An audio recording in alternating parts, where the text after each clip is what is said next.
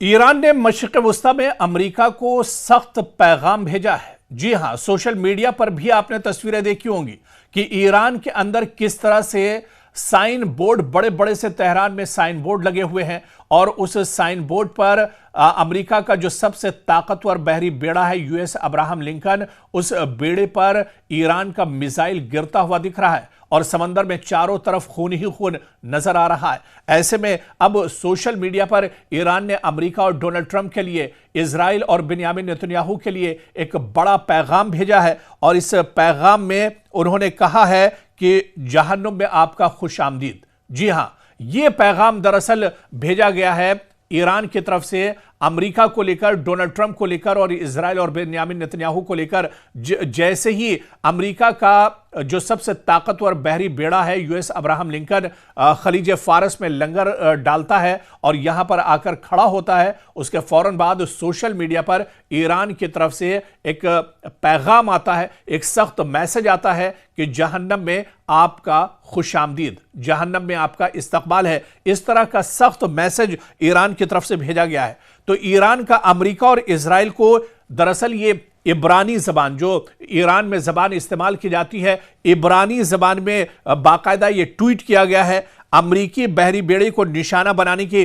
तस्वीर एक्स पर पोस्ट की गई है और इसको अपलोड करके बाकायदा सोशल मीडिया पर यह लिखा गया है कि जहन्नम में खुश आमदीद। तो आप देखिए, जिस तरह से ईरान के supreme leader Ayatollah Ali Khamenei कह रहे थे कि दुश्मन की तरफ से अगर कोई नापाक हरकत की जाती है तो पूरे इलाके को एक तरह से जहन्नम में तब्दील कर दिया जाएगा।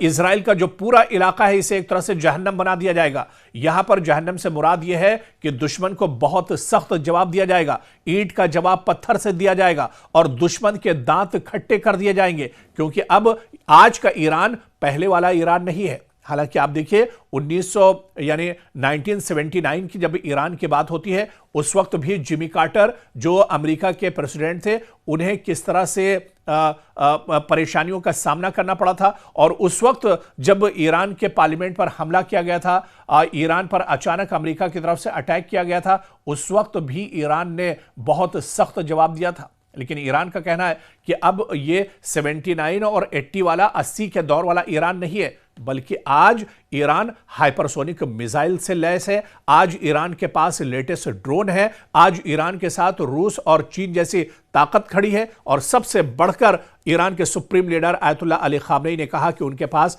ईमान की ताकत है। आज मुस्लिम ममालिक उनके साथ हैं, मशरिक़ वस्ता में यमन जैसा साथी उनके साथ है। तो ऐसे में अगर दुश्मन कोई नापाक हरकत करता है या अमेरिका की तरफ से कोई एक्शन लिया जाता है तो फिर पूरे इस इलाके को एक तरह से जहन्नम में तब्दील कर दिया जाएगा और जो नापाक इरादे हैं अमेरिका और इजराइल के, उन्हें एक तरह से सबक सिखाया जाएगा।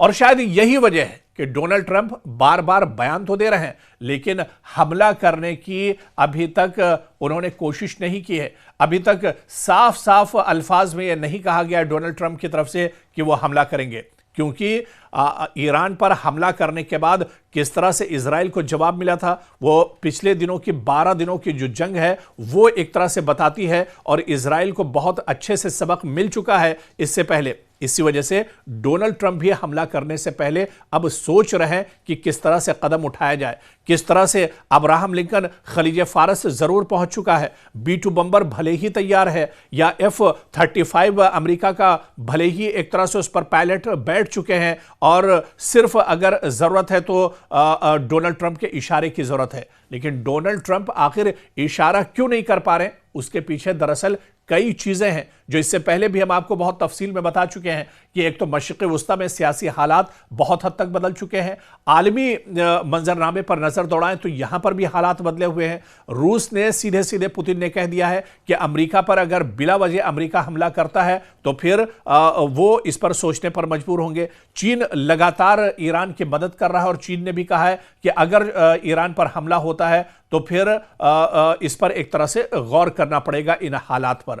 तो अब हालात काफी ज्यादा मशरिक़ वस्ता के बदले हुए हैं और इसी वजह से अमेरिका कोई भी कदम उठाने से पहले सोच रहा है। हालांकि अमेरिका और इजराइल के बीच में लगातार बैठकों का दौर चल रहा है। बिन्यामिन नेतन्याहू और डोनाल्ड ट्रंप लगातार बैठकें कर रहे हैं, लगातार फोन पर उनकी बातचीत हो रही है, लेकिन एक डर और खौफ इन बड़ी ताकतों के बीच में, जो अपने आप को सुपर पावर कहते हैं, जिनके पास लेटेस्ट हथियार हैं, जिनके पास B-2 बम्बर है, जिनके पास USS अब्राहम लिंकन जैसा सबसे मजबूत बहरी बेड़ा है, लेकिन फिर भी यह हमला नहीं कर पा रहे हैं, क्योंकि इसकी कई वजह बताई जा रही हैं। और फिर ईरान की तरफ से जो बयान आया है, ईरान के सुप्रीम लीडर की तरफ से जो बयान आया है, ईरान के आर्मी चीफ की तरफ से जो बयान आया है, उन्होंने कहा है कि दुश्मन अगर इस बार कोई गलती करता है तो उसे बहुत बड़ा खमियाजा भुगतना होगा मशरिक़ वुस्ता में। और शायद इसी वजह से अमेरिका या इजराइल कोई कदम उठाने से पहले 10 बार सोच रहे हैं, इस पर गौर व फिक्र कर रहे हैं। अब्राहम लिंकन भले ही खलीज फारस में आकर लंगर डाल चुका है, डट चुका है, लेकिन हमले की कोशिश अमेरिका नहीं जुटा पा रहा है।